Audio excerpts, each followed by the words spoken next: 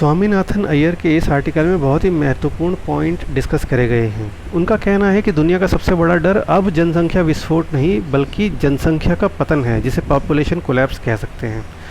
बिहार की जो प्रजनन दर है वो 2.9 है और भारत की जो प्रजनन दर है वो 1.9 है और रिप्लेसमेंट लेवल 2.1 जो है, जो एक एवरेज और आइडियल रिप्लेसमेंट लेवल माना जाता है।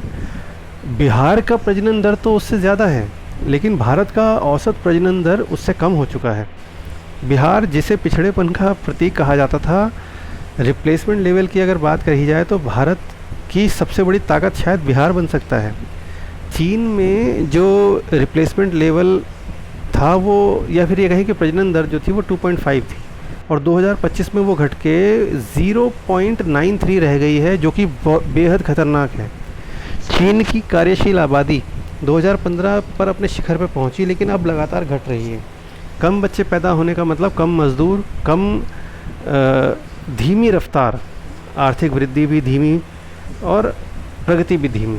बुज़ुर्गों की संख्या बढ़ने से पेंशन और स्वास्थ्य सेवाओं का बोझ तेज़ी से बढ़ता है, लेकिन बुज़ुर्ग होने से देश को नुकसान ही होता है ऐसा ज़रूरी नहीं है। जापान, दक्षिण कोरिया पहले से ही जनसंख्या गिरावट और वृद्धावस्था संकट का सामना कर रहे हैं। अनुमान है कि 2100 तक चीन की आबादी 1.4 बिलियन से घटकर 40 करोड़ के आसपास रह जाएगी, जो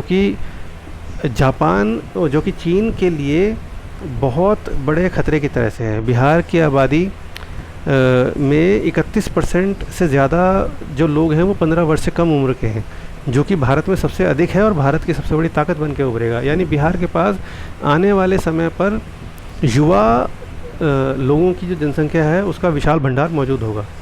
बिहार के 60 वर्ष के ऊपर की आबादी केवल 7.8% है, जो कि काफ़ी कम है, जबकि केरल में यही जनसंख्या 15% से ज़्यादा है।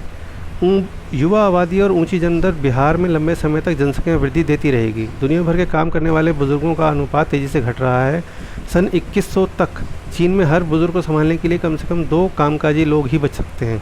कम प्रजनन वाले भारतीय राज्यों को भविष्य में भारी श्रमिकों की कमी का सामना करना पड़ सकता है। कई देश जनसंख्या वृद्धि को बड़ा प्रोत्साहन दे रहे हैं। भविष्य में बिहार, उत्तर प्रदेश और मध्य प्रदेश में श्रमिकों और करदाताओं की सबसे बड़ी आपूर्ति के लिए बिहार, उत्तर प्रदेश और मध्य प्रदेश कारण बनेंगे। जिस बीमारू राज्यों में बिहार आता था, अब वही भारत की रीढ़ बन सकता है। जय